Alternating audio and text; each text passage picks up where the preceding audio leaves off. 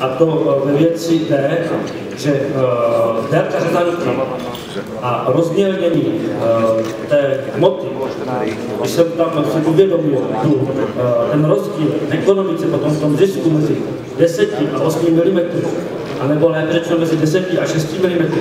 je obrovský. My vás mnohdy, když se silážuje na podzim, navštěvujeme, chodíme na silážní žlaby a vydáme řezaniku, která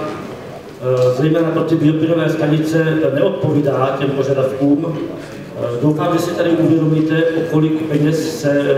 nějakou liknavostí nebo špatně seřízeným komprekerem připravujete. Notabene dneska ty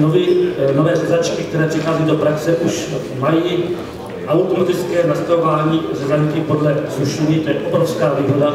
protože v letošním roce se sklízely porosty, které měly velmi variabilní zralost, byly místa na poli, kde byla sušina opravdu 40%, a z toho se když do míst, kde sušina přesahovala 40%.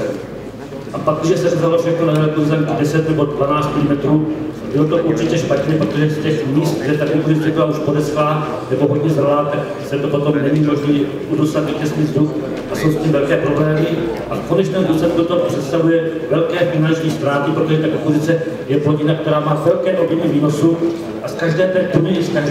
každého toho hektaru potom vlastně nevytěžíte, co byste mohli vytěžit.